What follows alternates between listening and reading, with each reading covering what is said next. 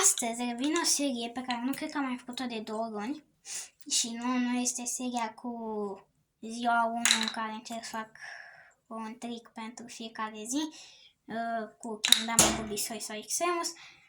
Este aceea cu tricurile de intermediari sau mediocri, pentru că n-am mai făcut de vreo 2 ori în seria asta și mi-era dor, sincer, și tricurile sunt mult mai dezvoltate.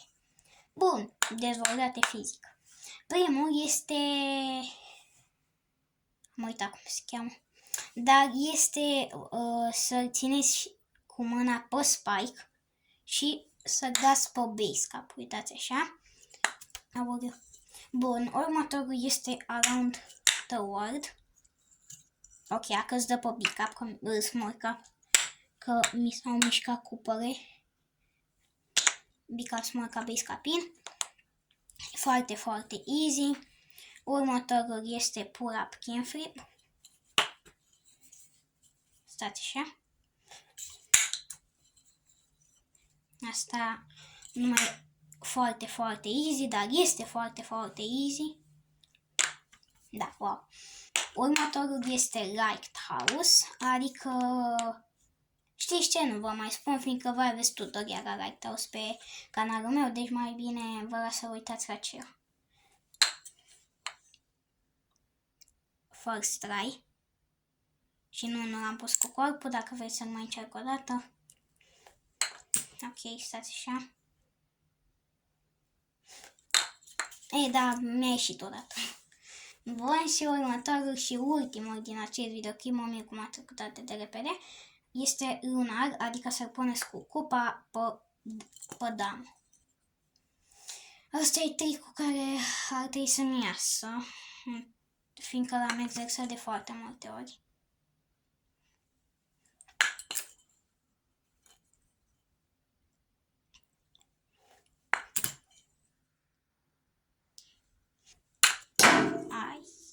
De fapt, cred că o să stăm un picuț. Deci, mereu eu cubesc. Când zic că durează mult, durează puțin, și când zic că durează puțin, durează mult. N-ai ști, nu fac. Da, sper că v-a plăcut acest videoclip. Dacă v-a plăcut, nu uitați să lăsați un like și un subscribe și cred că mai am eu 2 tricuri de fapt. Mai am primul altern, care s-ar putea să stea mai mult aici. Și aici chiar nu cobesc.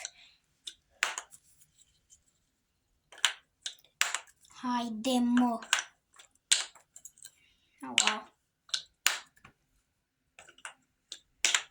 Altern.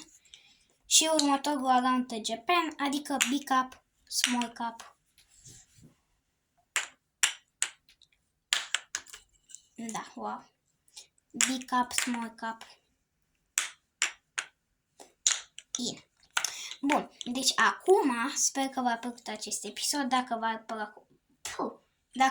plăcut, nu uitați să lăsați un like, un subscribe, fiindcă mă ajută foarte mult. Chiar vreau să ajungem anul acesta la 200 de abonați, dacă este posibil, bineînțeles. Așa că noi ne revedem data viitoare cu un alt videoclip super șmecher. Da, wow!